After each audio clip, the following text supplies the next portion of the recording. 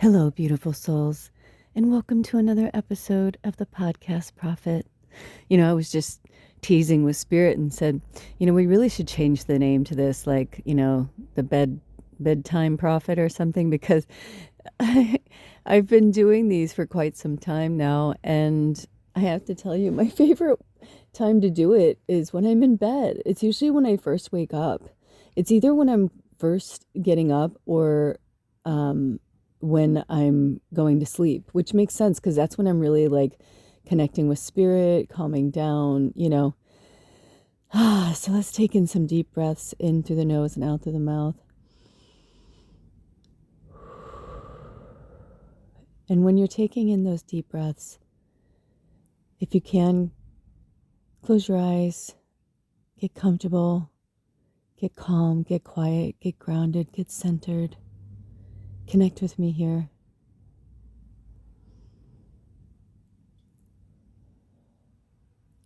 But when you're breathing in, breathe in love. Breathe in whatever feels positive to you. I just heard candy. How cute. Sure. Hey, if that, whatever rocks your boat. So, yeah.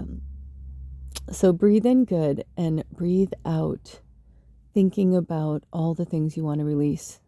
And when you're releasing them, imagine them going back into the earth, back into the ether, back into love.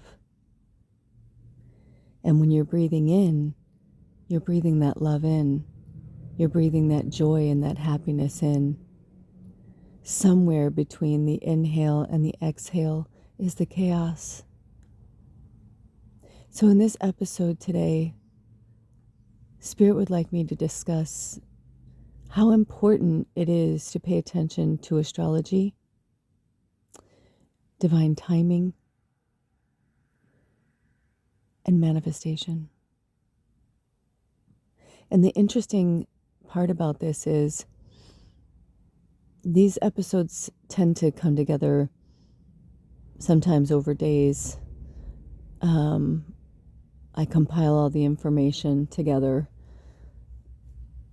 But sometimes it's just like, boom. I'm not even really thinking about it, and some really cool energy will come into my orbit, my mind, my energy, and I start to redirect my thoughts. In today's episode, I wanted to discuss that, yes, in some ways, people probably see my life and they're like, oh my gosh, like it's coming together. It's coming together. It's like, oh my gosh, yes, yes, yes.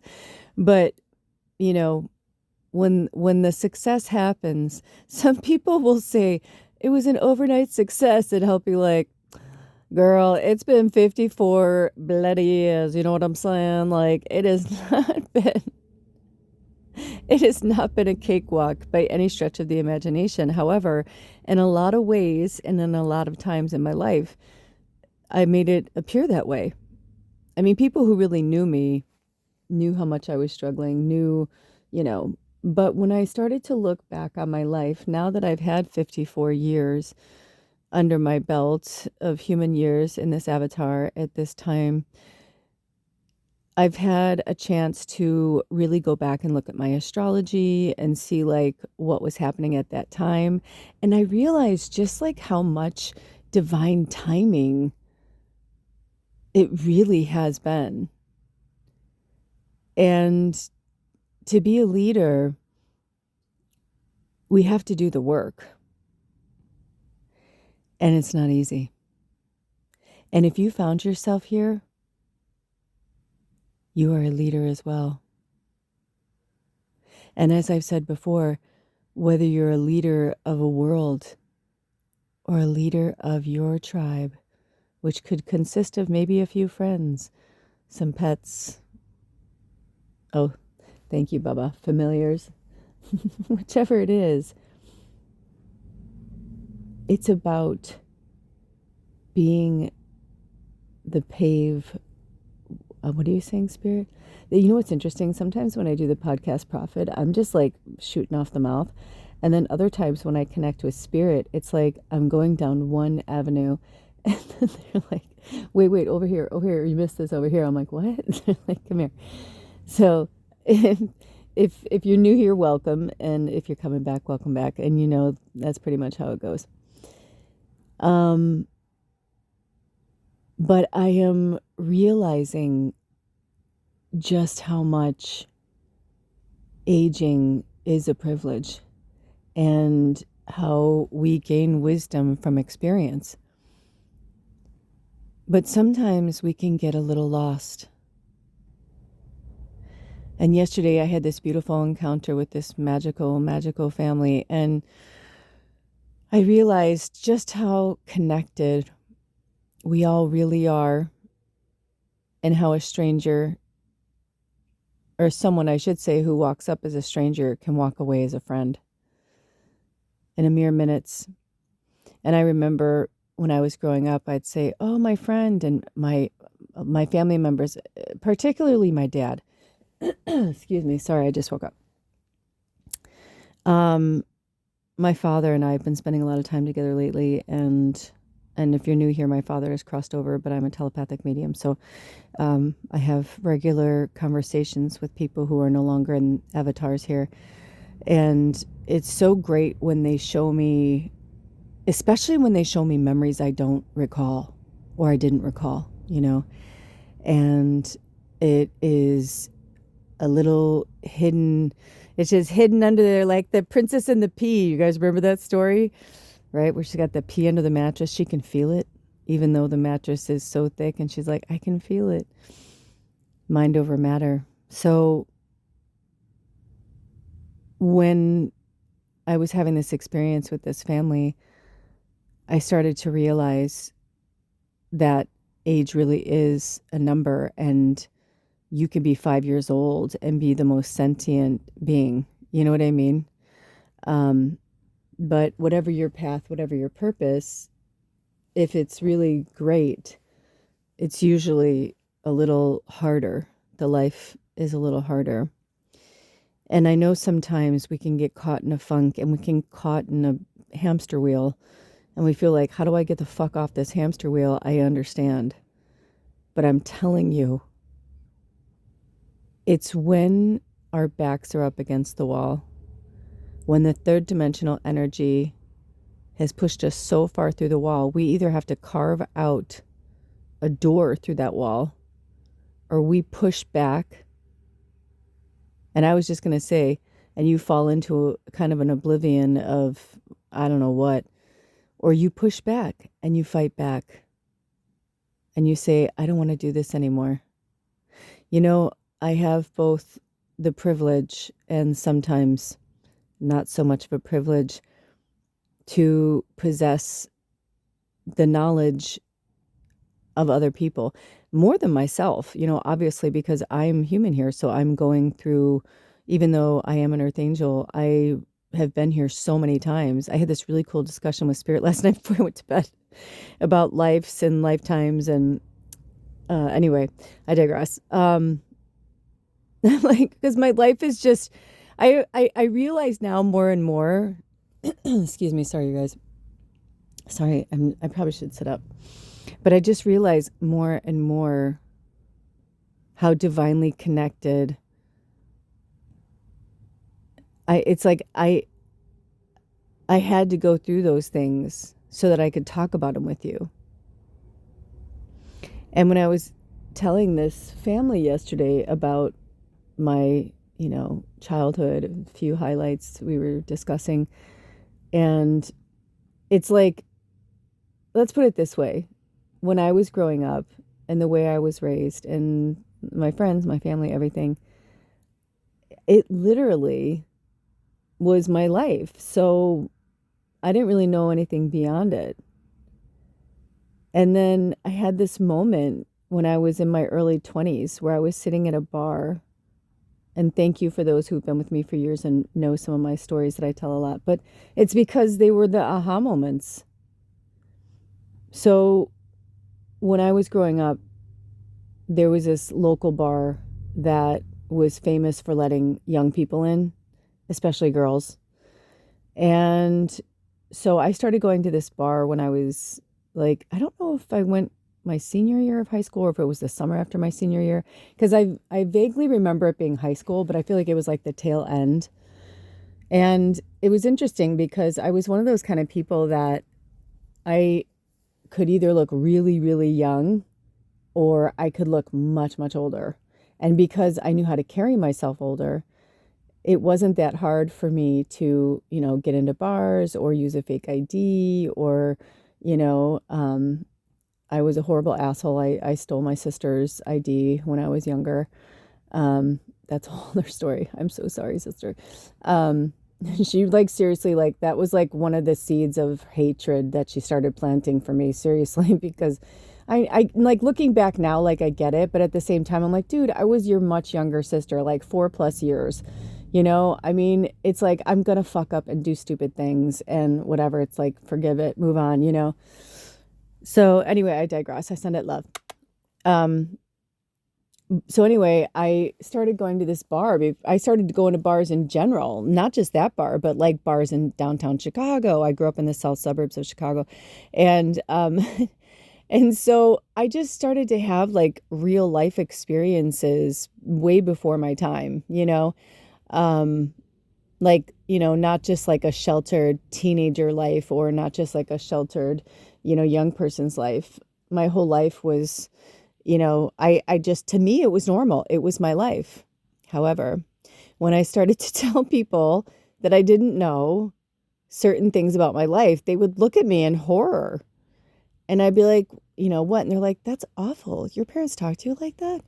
And I was like, yeah, I'm like, but they, and I would make excuses and so yesterday I was telling uh, this family about it. And the mother, like I just saw her face, like she was just pain stricken by some of the things I told them. And I was like, yeah. But then I started to realize that's why I'm so tough on you guys.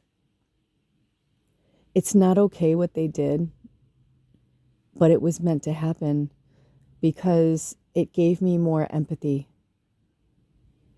Now, I was already an empath, but I mean, I was just accused for so much of my life, excuse me, for being selfish and narcissistic. And I can go on and on and on. Now, some of those things grew into being true because the more somebody tells you that you are, the more you become it. I was really pushed to be beautiful, have a good body, be attractive to men, be a good wife. We were given privileges. We were given rights until we started pushing back and saying, I want more. And the men were like, no, this is, nope, it's at least in America, right? The way I grew up. And so, America is this young country filled with a bunch of immature, out of touch, out of sync, ungrounded energies. And it's not just men. We can't say that because there were women who felt the same. Now, were they brainwashed? Absolutely. Do they think they're brainwashed? Nope, because they're raised that way.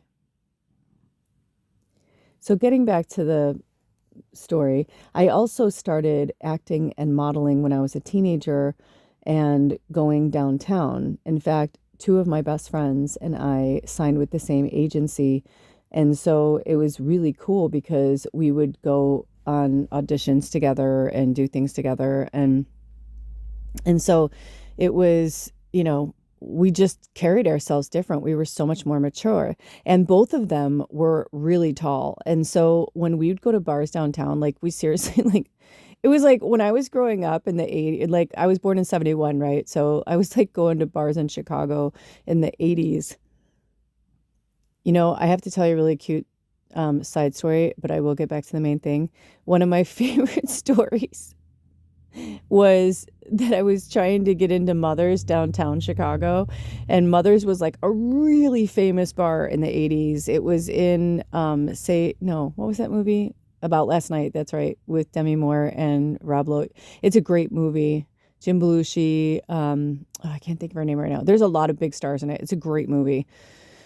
But anyway, I we were going from bar to bar, and I was so drunk, and I ended up giving the bouncer my school ID. And he laughed himself silly. He laughed himself silly, and he didn't even fucking care. He let me in because the bar, and like it was so crazy. It was crazy outside. It was crazy inside. The whole street was like, fun and bars and people and cops, and it was just a different time. Um anyway, but I always laugh. That's always like one of my favorite stories because I gave him my high school ID. He goes, "What's your high school mascot?" or something like that. And I go, "Excuse me?" I'm like, "What are you talking about?" And he turned around and showed it to me. And I go, "Oh, that's old." I go, "I just kept that in my wallet." And he goes, "Oh, really? Is that why it says class of 1990?" I'm like, "Oh, yeah." And I said, "What if I told you that's my fake ID? Because I like to go to high school." Anyway, it was really funny. I digress. Life is funny. But anyway, so I'd already seen my share. And I started working downtown less than a year after I got out of high school. So by the time I hit my 20s, I had done so many things, gone to bars, gone to parties, met, famous people because I worked in television, and just like, I don't know, I was like, is this it? I was like, is this the best it's gonna fucking get? Like, is this my life? Is this it? And I was sitting at that bar that I told you about, the local bar that I grew up in my early 20s. And when I looked around the bar, I knew like 75% of the people in the bar. I'm not exaggerating either. And it was a really busy night because it was one of those nights, it was like a nickel beer night or something. Yes, they used to have those. They existed. Maybe they still do them somewhere. I don't know. But anyway, I looked around and I thought, I'm going to die here. Like, I'm going to die like this. I'm going to be just like my parents. I'm going to be just like my grandparents. I'm going to be just like my family. And my family were poor to, literally, I had family who lived in trailers all the way up to family who were millionaires. Only one millionaire, but still, it existed. So I knew it was possible. But a lot of, if not all of his money came from real estate. Doesn't mean he didn't work hard for it, because he did. He was a very hardworking farmer. But, and I respect and revere him immensely. I love you, Uncle Lloyd. Love you, Aunt Marilyn. But there were just so many levels. But most of my family were somewhere in the middle. And when I talk about big dreams, or talk about being a musician, or talk about being an actor, or talk about whatever, it was like, well, at some point you're going to have to grow up and grow out of that. And, I'm like, but I don't want to, And then another one of these stories I've told before, bear with me, but it was the last year before I moved to Los Angeles when I was 23. One of our really good friends opened this really cool bar, and it was in this awesome place, and we loved it. And it was, this may sound really fucking gross at this generation, and like where we are in this fifth dimensional energy, but it's just the way it was. So another reason why we loved going to the bar was because in the location that it was, the guy owned the whole property, and there was nothing around it, and it was off of a highway or freeway, or like an old highway, like, not like a interstate highway, but like an old highway kind of thing. And if we got too drunk, we could just stay there and sleep in our cars. Like, I mean, it was, and nobody cared. And what were the cops going to, it was his property. No one was hurting anybody. Nobody was doing anything. If anything, he was, saving lives kind of thing. And this was way before it was like super illegal. Of course it was always illegal to drink and drive, but, I'm saying like before it became like, you had to wear seatbelts and all that shit. Not, it's good shit, but you know what I'm saying. Um, so my friends and I went to that bar a lot because we drank for free a lot. He wanted us, like, he would literally call us and be like, hey, if you and your crew, because like there was like 7 or 8 of us women, and we were like all really cute, funny, cool to talk to, and so he'd be like, if you guys come up here, you can drink for free. And we didn't drink a lot, I mean, we drank a lot, but like, considering we're not like, 8 lumberjacks. So he was like, if you guys, want to come up here, or he started doing ladies' night. So ladies' night, I don't remember if it coincided or if it was separate, but I think he may have done it. He may have done it 2 or 3 nights a week. But anyway, he had karaoke. And I was one of those people that I love to sing, but I sang the best when I was drunk because I didn't give a shit when and let me stop. I was saying the best when I was like a good drunk, not like sloppy drunk, because I would have friends when I was too drunk. They're like, dude, you're so flat. Like, get off the stage. They're like, you're embarrassing yourself. Like, get off the stage, and you're hurting our eardrums. But anyway, so I didn't realize until I don't know how many months we started going there, that one night after everybody, I mean, literally my friend was like passed out on the bar. But, we're like in our early 20s, we're just living life. And the owner was just a super rad human being. And I had, even though I was like a small person, I possessed the ability to drink a lot of alcohol. And people would be like, you're drunk. I'm like, dude, I'm so drunk I could barely sit up. They're like, you're not even slurring. I'm like, yeah, I don't know what it is. Now I know. But I just remember like having that moment where the owner looked at me and he's like, you gotta, get out of here. And I said, I know. I'm like, people say that all the time. He's like, no, I'm serious. Because I'd worked downtown for years, like 3 or 4 years. And then I moved back to the suburbs. I bought a condo, and I was in a rent to own condo, I was really loving it. It was so cute, you guys. It was a sunken living room, 2 bedroom, 2 bath. It was beautiful. It was like one of those old school ones that even though there were people above me, it was like cement. I couldn't hear a peep. I couldn't hear them walk, nothing. And I had a nice big patio. It was lovely. Um, and in my family, at 20, I think I was 21 when I bought it, 21 or 22. That was a big thing, like I got a job downtown. I was making good money. I bought in a rent to own condo, and I only did rent to own because my mom, I could have bought a house, but my mom thought that would be better for me because she's like, you're one person, like start there and it'll be a good investment. And then, you can sell it. Cause I was always good at like decorating and like making things look nice. And my mom's like, it'd be a good investment for you. And then, because she's like, she was right. I mean, I worked downtown, and now when I bought it, I was working downtown, but then I got sick of the commute, and then I got a local job, which was technically further, but at least I was in my car and I could drive. And because driving downtown was just too hard. Chicago is it's too much. So I enjoyed taking the train, but having to get up at like 5 or 6 in the morning and then drive 40 minutes to the train station and then drive to, it was just too much.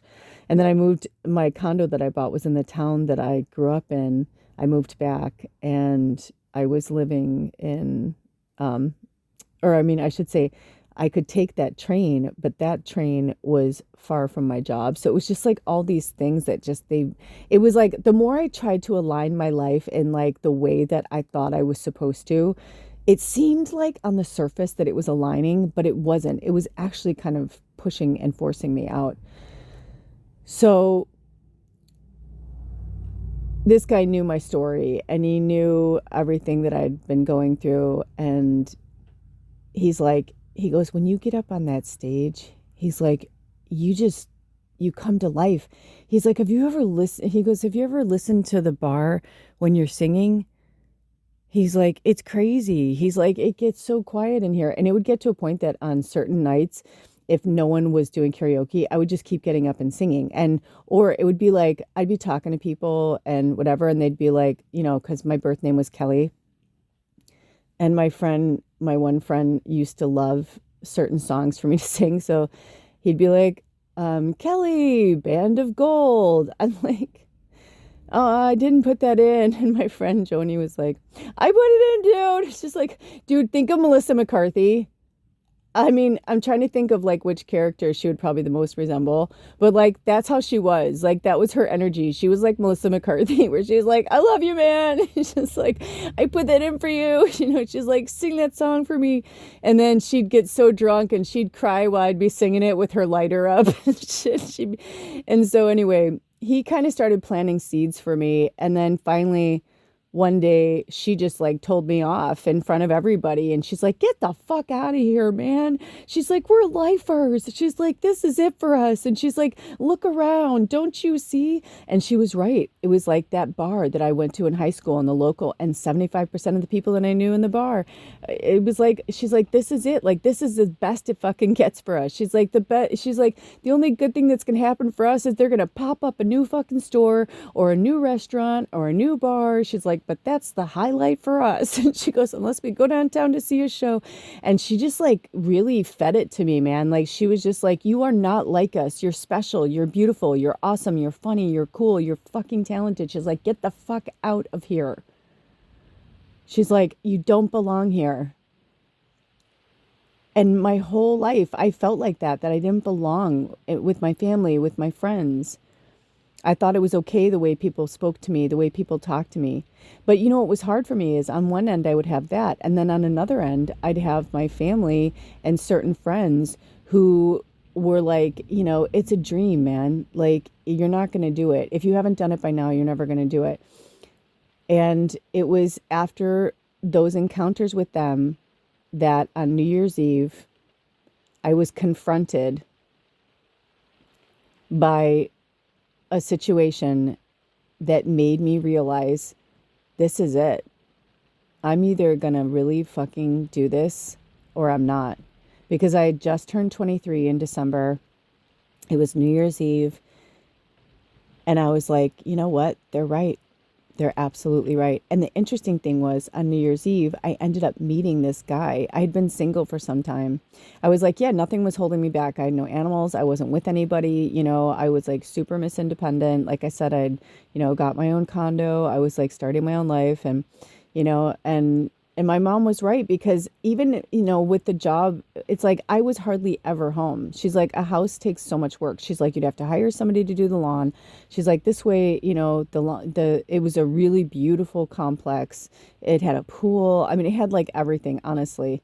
Ironically now, like if I had still lived there, I mean, it's years later, hopefully I wouldn't, but now that whole area has built up, like I could have walked to a store, you know what I mean? There was a cute little farmer's market, you know what I mean? So it's kind of interesting how life evolves, but I digress once again.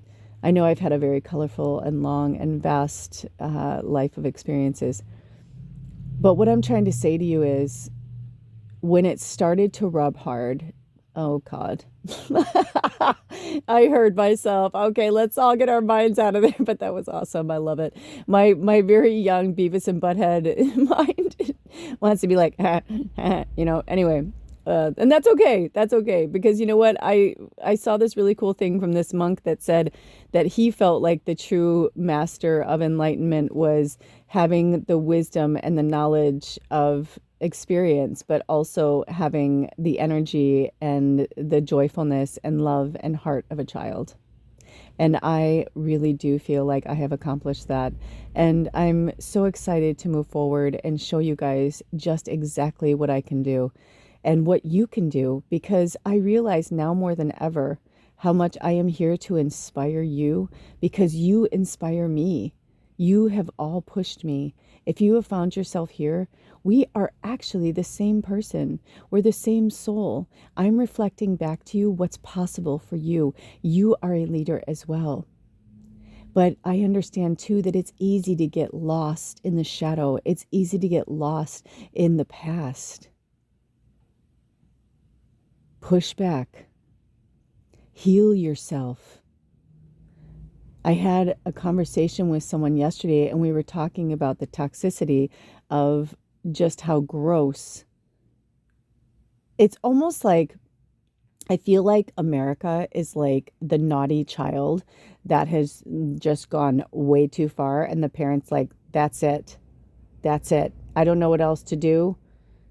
So I'm going to have to, I saw this snippet with Drew Barrymore. She was talking to, oh, I don't know her name. I know her face and I think she's part of Hamnet, but anyway, she's really beautiful. And I don't know what country she's from, but I want to say she's somewhere in Asia, I believe, or at least I think her roots are. Anyway, they were having this great, if Spirit calls me too, I'll put a link in the description box. But Drew was talking about how her mom put her in an institution for 2 years. And I knew it was a long time, but I don't think I ever realized it was 2 years. And Drew was like explaining it. And you can see like how much stronger Drew is becoming and how the show has like empowered her. I feel like in a interesting way, I feel like Drew is like, I don't want to compare because everybody's their own whatever, but I do think that she's like a new form of a talk show. And some people are like, oh my gosh, she's so touchy-feely, or she's so gross, or why can't she keep her hands to herself, or and it's like, no, that's genuine. You can tell that's who she really, really is. It's like she was born old. She's an earth angel. She's so magical. I mean, somebody had said in the comments, the fact that Drew has so much empathy for her mom and forgives her mom is really beautiful. They're like, you can, that is maturity. That is realizing as a mother now, like, what there's no way she would ever, have let, she would never let her daughters do what her mom did. And anyway, but I think that's the whole point right now, is that we're realizing that our friends, our family, especially our parents, right? Like they're fallible and that's okay. They're human and not all of them, will ever awaken in this lifetime.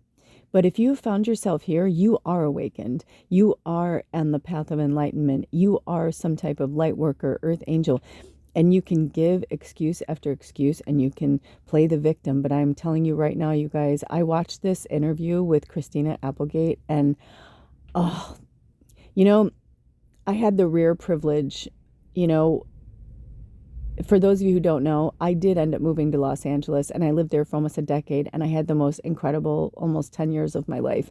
And I can't even tell you in words, really, what it's like to always feel like anything is possible, always feel like love and empathy were real and they were mine, but then get told that I'm not special. I'm just like everybody else. Get a real job, get my head out of the clouds, And then I moved to Los Angeles, and not only did Spirit bring me to a roommate that actually like knew famous people, worked with famous people, but she dated famous people too. So like I would have famous people like in my house, and I can't think of his name right now. Is he Irish or Scottish? The interviewer, I can't think of his name. He's a late night talk show host, and he's got an accent. I don't know what his. Anyway, that guy, like, he was in our house, and that was when I think he had just come over to America. I think he may have just been becoming famous where he was from too, because this was 20 plus years ago. I mean, I'm 54 and I moved to LA when I was 23. So, it's actually coming up on 31 years ago because it was in June of my 23rd year. No, wait. Yeah, that's right. I'm 54. Yeah. Like I was thinking of the years because I moved there in 95, so I was getting my years confused. Anyway, but I also, on top of like that kind of stuff, I got a job at Planet Hollywood in Beverly Hills. So I was interacting with, knowing on a very close personal level, like they knew my name, famous people. My ex-husband played music and toured with famous people, very famous people. I'll name drop Keanu. I do it only because that was like one of my most beautiful experiences, because in the short time that I spent with Keanu, I spent one full night with him, but it was like such a long, it was like I met them at the Tonight Show. Then, we went to the Billboard Club, and then, we were partying together before the show and after the show. And it was just like, because my ex-husband just came off tour with his band Dogstar. And so it was just this very fucking surreal experience. I mean, my most surreal experience was that night when Keanu like jumped over a couch and ran to the door to hug me and tell me he couldn't wait to meet me. And I'm like, how do I tell this guy that I literally had a fucking poster of him on my wall next to my bed with lipstick marks on it? And he jumped over a couch to tell me he couldn't wait to meet me. It was like, what the fuck is happening? Like, and that's when I started to realize that anything really was possible. And then like within that few minutes, fucking Jay Leno and George Clooney walked down the hall, and I'm standing there with Jay Leno, George Clooney, Keanu Reeves, my husband, and myself, having a conversation like it's any other day. So I would tell my family and my friends this back home, and they'd be like, shut the fuck up. You're lying. Do you have a picture? Did you get an autograph? I'm like, it's not like that. I'm like, I work for them. I have to sign NDAs. Like, I can't just, especially when I worked at Planet Hollywood. I literally, I remember saying when I like was there, because we would have like these group events. Like, I went through 4 interviews to work at Planet Hollywood, you guys. 4. To be a server.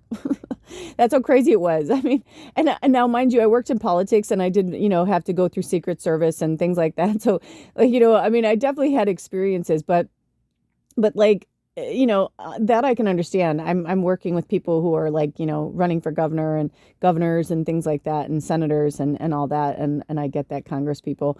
But, in a restaurant, I mean, come on, a non-disclosure agreement. But we did, because we were like, they're like, we're going to be holding events. We're going to have, famous people here all the time. And, and this was before cell phones. I can't even imagine. Like, they must make them lock their phones up or something, or you'd get fired. I mean, I've taken risks to talk to famous people and knowing that, and I could get fired. But I mean, I was growing up as a kid, as a gymnast, and fucking Nadia Comaneci. There was a bunch of gymnasts that were celebrating Carrie Strug's birthday. Excuse me. And to watch like all of my childhood idol, my gymnastic idols all be in one room, it was like I literally had to like leave the room a few times because I was crying. So I did, on the sly, I was like, can I hug you? I was like, because I mean, but nobody told anybody. And at that point, a lot of time, that was at the beginning too. Once I was there for almost 2 years. So by the time, like, whatever, like, they're not going to fucking fire me. I knew what I could and couldn't do, basically. And there were things I knew not to do. And certain celebrities I would never, but the gymnasts, I knew they were just so cool and they were so sweet. And, so I had to, basically it started because I was like, I just want to let you guys all know, like, I was like a competitive gymnast and cheerleader for 10 years almost of my life. And you guys all have affected my life in one way or the other. And I was like tearing up. They were like, oh my God. They were like hugging me. And I was like, oh my God. But, so that's what I'm saying. It's like looking back on certain parts of my life and comparing it to astrology. I'm like, oh my God, that makes so much sense. Oh my gosh, this makes so much sense. When I'd have a drought, when I'd have, because Spirit had me believing in magic and miracles at a very young age in my life, because they knew I needed to keep that Tinkerbell light alive and for my family. But then it's like in my early 30s, when I moved back to Chicago, it was like, oh man, you never made it. You're a failure. We told you, whatever. And then I had other people who were like, fuck you, man. At least she did it. Like, at least she tried. Like, you're still here. You haven't done anything. Shut the fuck up. It's like I'd have cool friends, obviously, that like loved me and looked out for me. But I also had a lot of people who were just like so judgy and so jealous. Like my mom would be like, don't feed into that. They're just jealous. You did what you wanted to do. And I mean, I would have people would be like, yeah, it must have been easy. You didn't have any kids. And I'm like, so you're mad at me because you got pregnant early? Like, like that's my fucking fault. You know what I mean? Like, so I started to look back on all these things and all these other people, their problems and it's like, it wasn't mine. And I was shrouded in darkness and disappointment and knew that I needed to like make big changes in my life.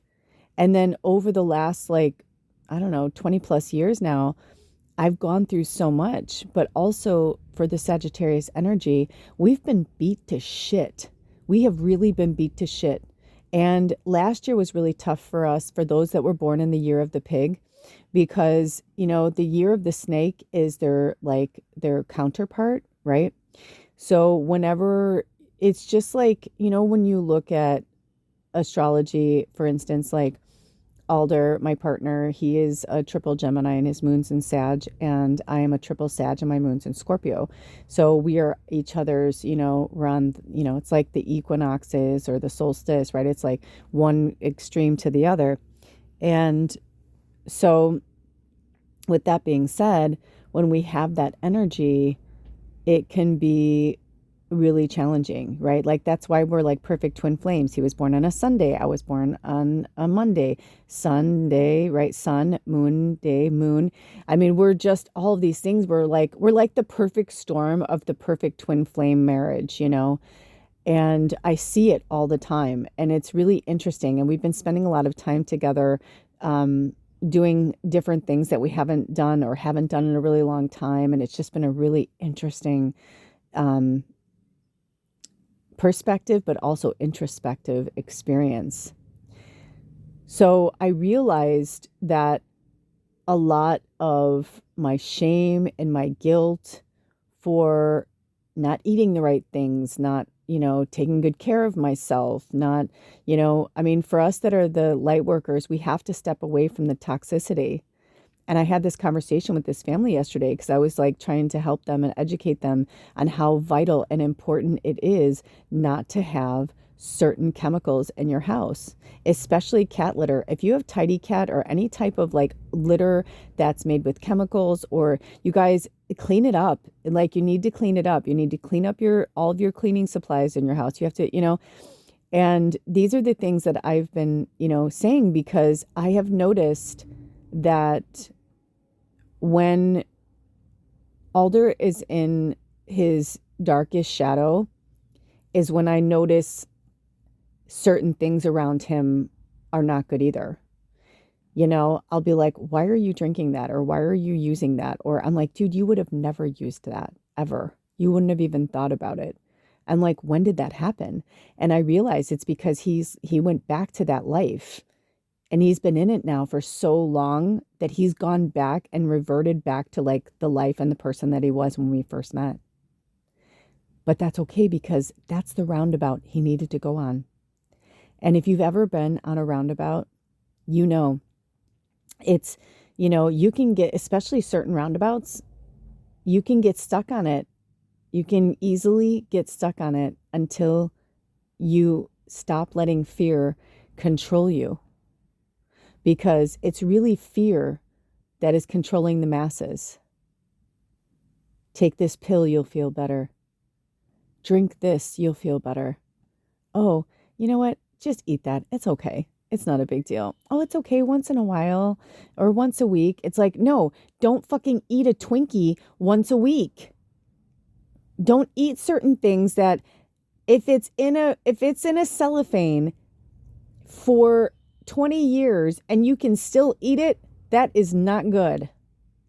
Because think of what they would have to put into that to make it still be okay.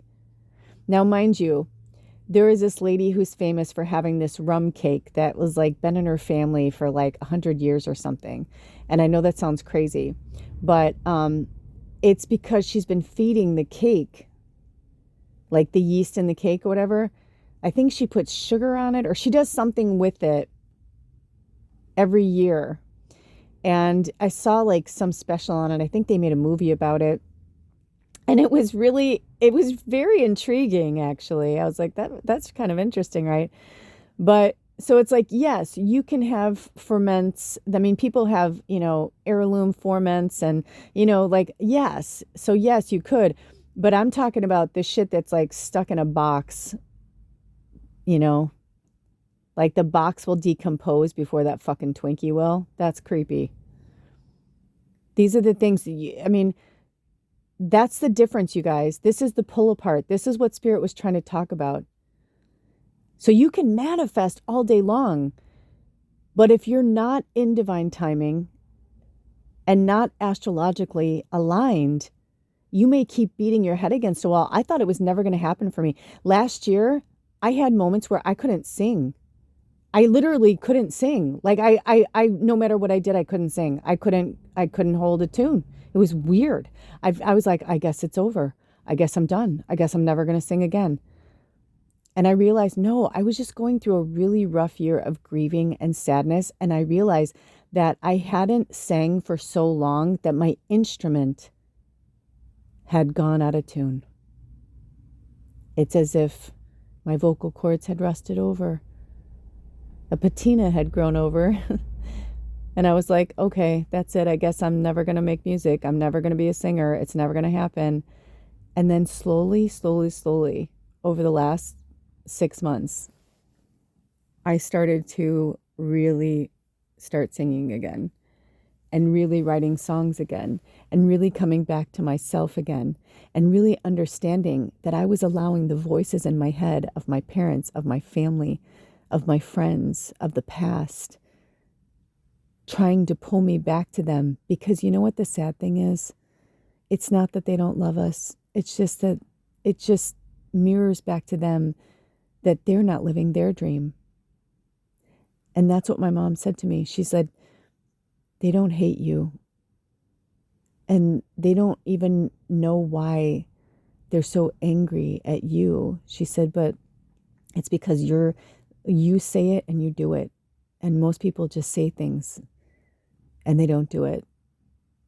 But you know what, you guys, the tides are turning. And that's the difference between the third dimensional old matrix of, those voices, the man keeping us down, right? The 1%. So if Spirit calls me to, I'll put it in the description box. But I was drawn to, I haven't watched the whole thing yet. I'm about halfway through, but I was watching this Nostradamus documentary, and it was so fucking interesting. And it's making me realize that I have got to I got to read more of their books. I'm very, very interested. Just some of the things that they were saying were hitting for me, and other things I was like, holy shit. So yeah, I don't want to get too far into, let's put it this way. I had to turn it off because I was having too many, I'm a telepathic medium, for fuck's sake. And I'm watching Nostradamus. I mean, it was like, so I feel like I'm meant to read their prophecy. I mean, I know there's thousands, but I feel like I'm drawn to read them. But I also feel like there may be a time where I am meant to write prophecies like Nostradamus. So, yeah, if you're here, you're just going through some shit. You're going to find your way out.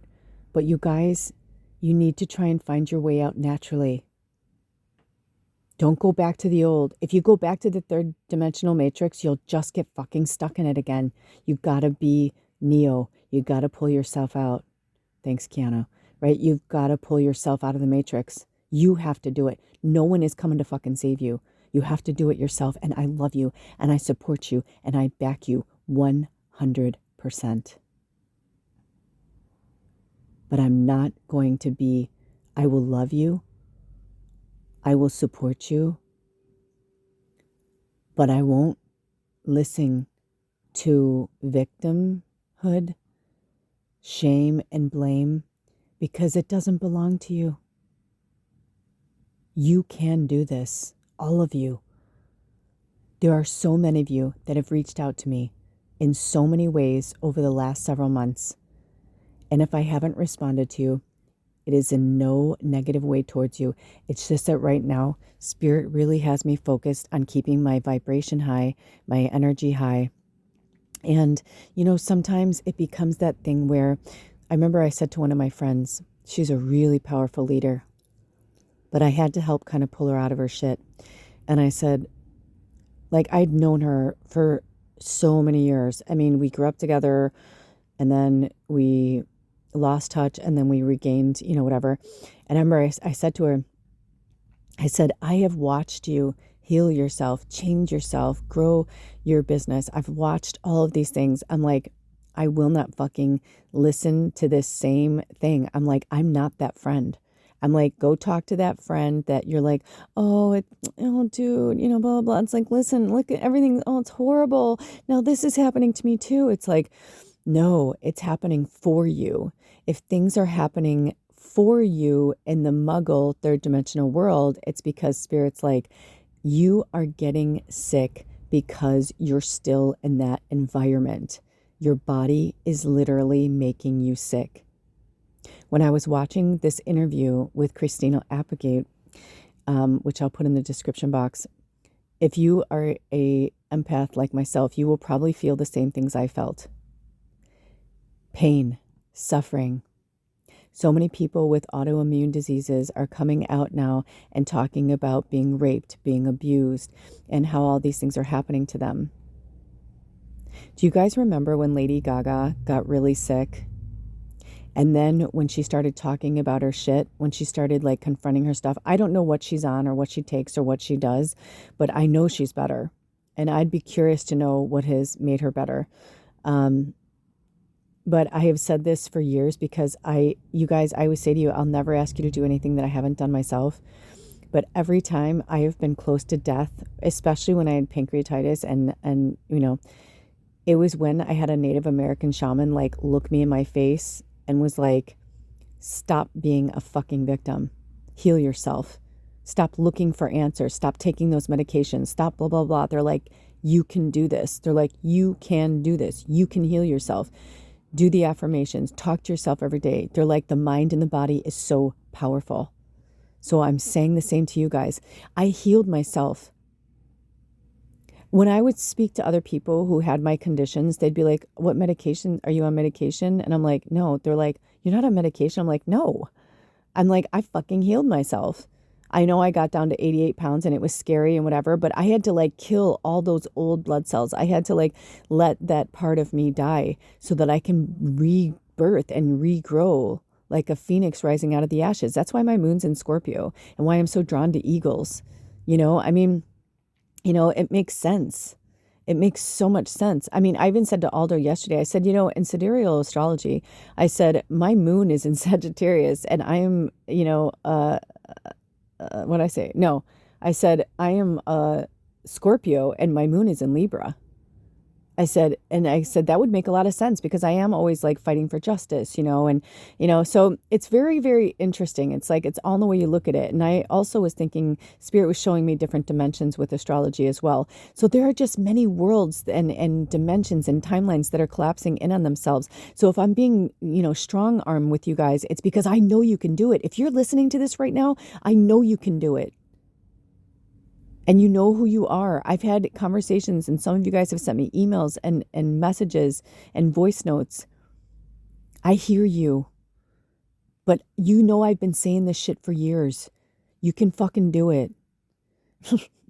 I feel like one of your, this doesn't sound like one of mine, but this sounds like somebody's spirit guide that was like, fucking grow a pair. You could do this. Like, you're a fucking powerful light worker. And for some of you, you're fire signs and it's like you are that person. You've just been so engulfed in abuse and torture and sadness and depression that you feel like there's no way out, but there is. And if you're going from the frying pan to the fire, it's not going to make it any better. It's got to be a real clean cut break. So I have some really good news. I am headed over to my house sitting gig again in just a few days. I went and met with the owner and this past week, and we had this really great conversation. And they're like, you know what? I was really called to change the dates of my trip. And then I was called by another friend to do this other trip. And she's like, it was perfect timing. And and it just aligned so well. So I'm still going for 2 weeks. It's just that she's breaking them up. And I think it's perfect. And perfect for her too, because she gets to have two different experiences. Instead of just 2 weeks in one place, she gets like 1 week in one place and 1 week in another place. And they're like so different from each other. She's going from like the tropical to the desert. And I'm like, dude, that's rad. Or I think the desert to tropical. But either way, I was like, that's really cool. I'm like, that's like a really nice way to like, really break it up. And so I get 2 weeks there. And truthfully, I really like it for me too, because I have a lot going on and I'm packing and getting things ready for my move. And, those of you who don't know, I'm moving to Hawaii. And, there's just been a lot of really cool changes, and I've been going with the flow of spirit, but my success is earned. I earned this success. I worked really, really hard for it. And no one can ever take that away from me. No one can ever tell me who I am, because I earned it. And it took me all these years to go back to self, but it's also a full circle moment. And if I am the leader of the leaders, then that means that you guys are exactly where you're supposed to be. So stop being hard on yourself. Do what you have to do. But if you can, try and do it as healthy as possible. Research, research, research. I can't emphasize that enough. When I was in the hospital, when I had this pancreatitis attack that almost killed me, when I was in the hospital, I could not stand the television. There were so many commercials. It was horrific. I mean, I realized how much the third dimensional world was so toxic and sick. And I was in a teaching hospital, and I ended up I didn't go off on them, but I definitely educated them. And there were like 8 doctors around me, and I was asking them questions. I was asking the teaching doctors questions, and then there, were the students, and what do they call them? The interns, or no, what do they call them? Residents. Anyway, but there was a moment where the doctor wouldn't answer my question directly. And I just got really firm with him. And I said, didn't you take an oath to fucking save lives? I'm like, so you're basically pimping out fucking drugs. You're pimping out, you're pumping people up with fucking liquids. You're pumping people up with liquid food. It's not real food. I said, I just heard a thing go over the PA about your courtyard having the weekly organic farmers market, yet I just got food that is not organic. I said, do you know how fucking weird that is? And one of the residents had a clipboard, and I saw them. They were in the very far back, but I saw them, and they know I saw them. They lifted the clipboard in front of their face, you could tell they were like, holy shit. I just fucking went off. I was like, all of you, I'm like, and you guys are students. I'm like, remember why you took this oath. And I know to this day, that's why I had never been in a hospital ever, not overnight. No, and you know what I mean? I bless me. Thank you, Spirit. I never had anything that was that dire, but I had to be in there.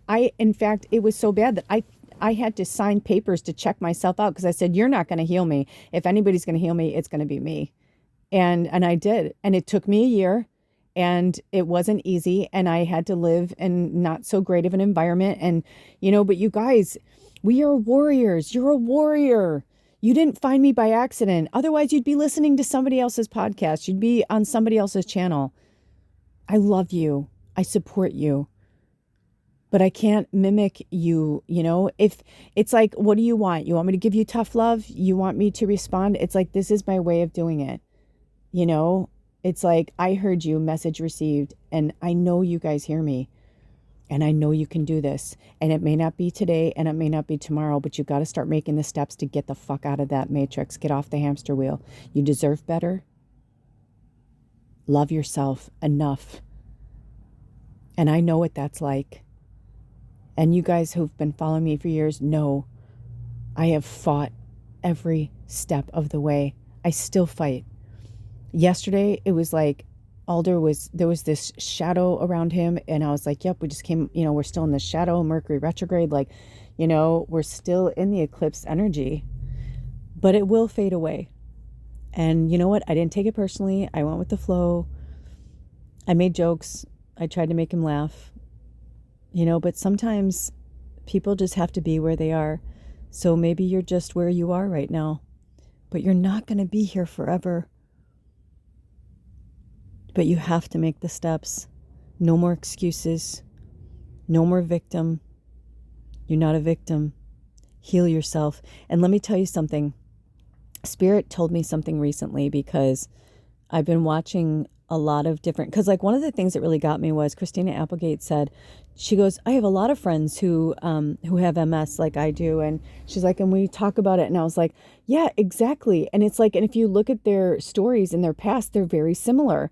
So if you're a sensitive and you're an empath, which these people are, it makes sense that their body is reacting to their trauma and stress and things that they never faced before, and now they're facing them.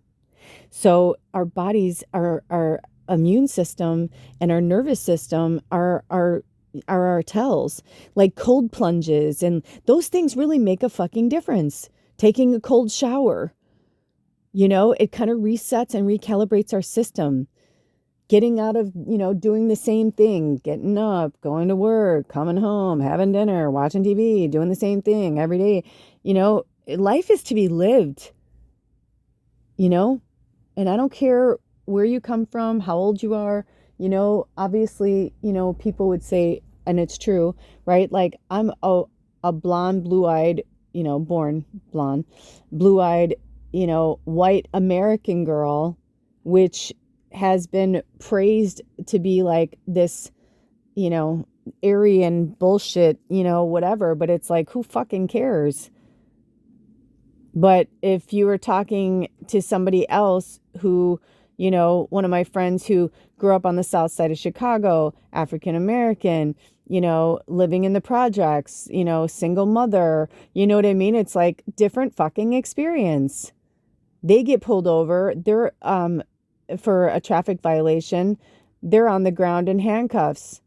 I get pulled over for a traffic violation and I bat my eyelashes and flirt with a cute cop and I get off on my ticket. Do you know what I'm saying? Different fucking worlds. So, it's like people like to say we are all equal. Yes, we are equal, but until we really, really see that and understand that, we have to fight for that equality. This is the freedom horse. This is the fire horse. This year is going to rip through and show us more than we have ever been able to see. And it's going to burn down old beliefs and old establishments and old routines. Allow it to happen. The year of the snake was, it was in 2025 in general, no matter, the snake or not. That energy was put in front of our faces for a reason. For us, it was a big fucking mirror. And I know a lot of you have worked really, really hard and you're like, I keep trying. And it's like, yes, but it's like you sometimes it's one thing, you guys. It could be as simple as changing the drive to your job. And you see a for rent sign, or you see a job, looking for, someone to work here, blah, blah, blah. You have to make one big change and then the rest will fall into place. You guys know I have struggled for years, but it was part of I needed to do it. It was partially karma, but again, I needed to do it. But it was also building me and building my character. I had to go back to like living in like, the muggle world and all that to see that, and to rise out of it again. Because now I'll know how to handle fame. I'll know how to handle extreme wealth. Like I'll know how to do that. I needed to do that because my parents were too immature to raise me the way that I needed to be. But again, that was the way it was supposed to be. I had to, essentially be alone and raise myself so that I can, have these years alone. Before I met Alder, I did a new moon. I was crying with Bubba one night and I was super drunk. This is before I got really sober. And I said to Spirit, I can't do this anymore. It was like the same thing. I was back on the hamster wheel and I was like, kind of feeling the same thing. Am I going to be in the same bar with the same people? Is this my destiny? Or is there something else? Because I kept feeling like there's something else. And if you keep feeling like there's something else, it's because there is. And if you feel like there's nothing else, it's because you're so out of touch with your dreams and what you want that you don't even know anymore.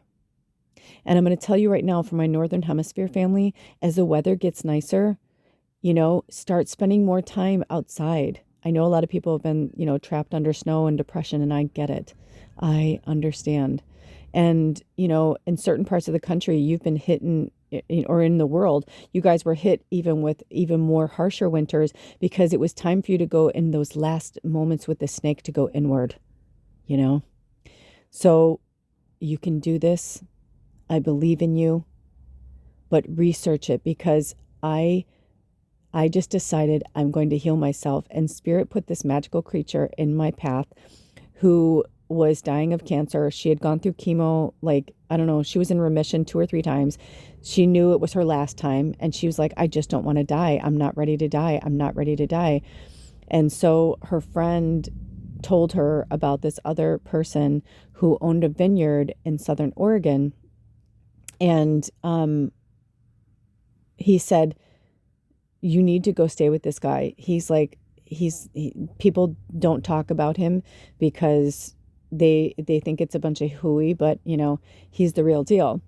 So she went down and worked with this guy who, I don't know how long the vineyard had been in his family, but it was like heirloom grapes and like, no chemicals, no, like everything. Like he was one of the last like true, like organic farms, like, that came from before they ever even invented like pesticides. And he healed her with grapes.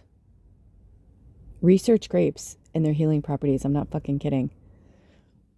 No more. You have to get food. Make sure you know that your foods and things that are going in and on your body have no chemicals.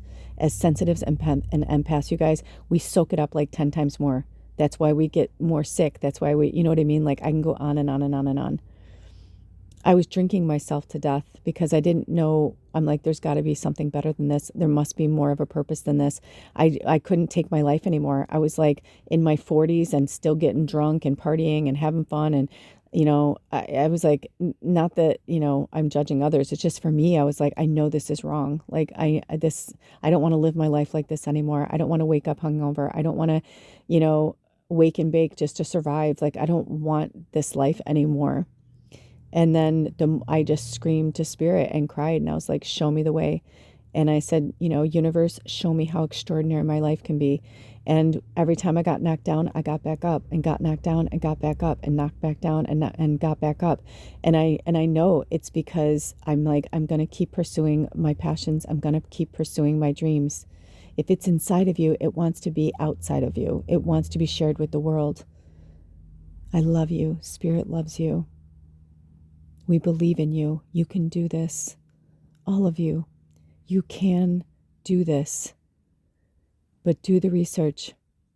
She, not only was she cancer free after staying with him for 6 months, by the way, she went to her doctor, her oncologist, and he's like, what the fuck?